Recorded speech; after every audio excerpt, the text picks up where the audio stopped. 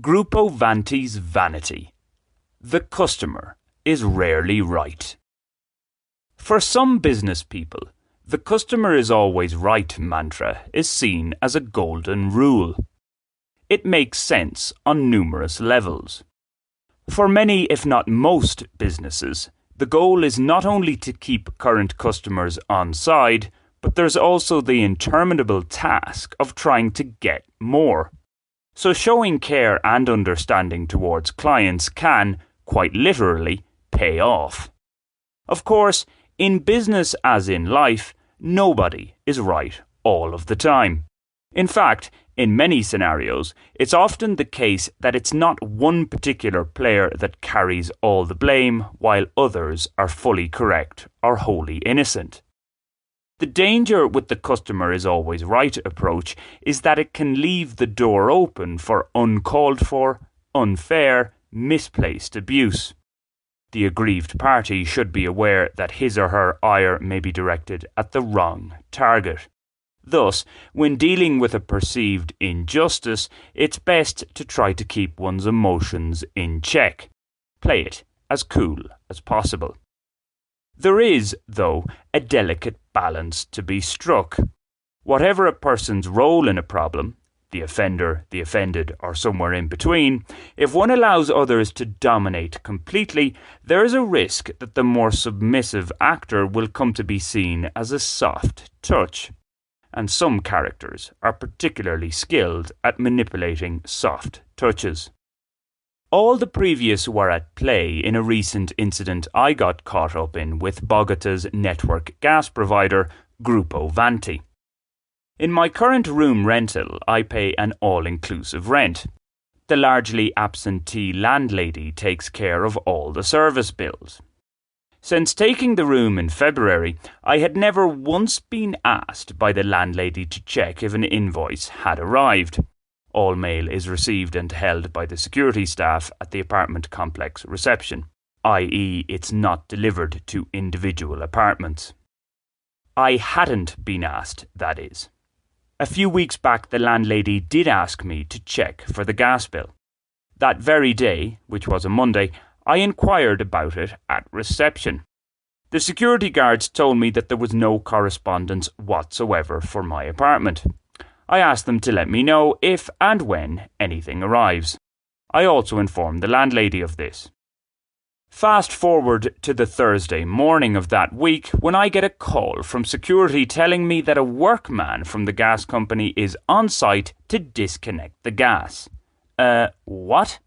I was rather livid. As I frantically contacted the landlady and communicated with the security guards at reception, it was discovered the gas bill had indeed arrived a few days earlier. Within minutes, the landlady paid the bill plus a reconnection fee, effectively a late payment penalty. During that time, very much not in control of my emotions, I had an angry exchange with the Vanti employee. Talk about misdirecting one's rage. So while subsequently discovering that this employee should have reconnected the gas that day, he had taken the hump due to my reaction and refused to carry out company orders. The next day, Friday, I contacted Vanti and after a long-winded WhatsApp and Twitter exchange, I was told the gas would be reconnected by close of business. It wasn't. So on the Saturday morning, I went through all the same long-winded message procedures, repeating myself umpteen times, to be again told that the problem would be resolved that day. This time, however, I warned Vanti that if the gas wasn't reconnected, I would do it myself. It wasn't an overly complicated procedure. Surprise, surprise, it wasn't reconnected that Saturday. So I did as I said I would. I turned it back on. The very next Monday, I got a call from Vanti asking me about the current situation. I told the caller that I now had gas again, but this was no thanks to them. With the case still open after I'd formally expressed my dissatisfaction at the company's response via a form from the relevant state regulator, later that week I received another call from Vanti. I was told that my complaint and claim had been elevated to another area, I was, for the record, looking for compensation for the days without gas and for having to actually reconnect it myself. A few days later, I got an email from Vanti which effectively said the company had no case to answer. Be about your business and stop pestering us, please. Like all the previous responses, information was given on how the complainant could continue with the case. Yet, with the feeling that it was becoming more hassle than it was worth, no doubt this is the aim of all companies that use such a strategy, coupled with the headache-inducing legal Spanish, I decided not to pursue it further. Well, this blog story aside. Viewing this whole episode in light of the delicate balances at play in such conflicts, it's good practice to try to see, impartially, where the greatest blame lies. Obviously, being directly involved, it's difficult for me to be impartial, but I shall try. First of all, the landlady is responsible for paying the gas bill. It was her failure to do so that started the whole problem. Not unsurprisingly in these parts, she has refused to accept responsibility, saying that Vanti didn't send the bill in time and thus she wasn't to know. However, her asking me about the bill's whereabouts shows at the very least that she knew it had to be paid around that time, and she would have known the consequences of late payment.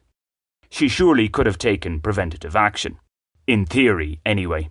The practice in Colombia is often quite different from what one might expect. The landlady's culpability accepted, my verbally aggressive behaviour towards the Vanti workman certainly didn't help matters. Had I not got angry at him, the gas may have been reconnected that same day it was cut off. We'll never know. So now we come to Vanti's culpability and responsibility. The company simply failed to do what it said it would do, i.e. reconnect the gas by close of business the same day it received notification of the problem. It failed with this 2 days in succession. What's more, the fact that Vanti didn't seem to be too alarmed that it was me who turned the gas back on and not one of its qualified employees seems irresponsible to say the least. This is particularly so considering the highly dangerous nature of the service in question. In many ways, it was a Colombian solution to a problem. After a host of wrongs, a right of sorts was stumbled upon. What still bugs me, though, is that the greatest losses in all this were on my side. I was the one who was left without gas, unable to cook food for 48 hours.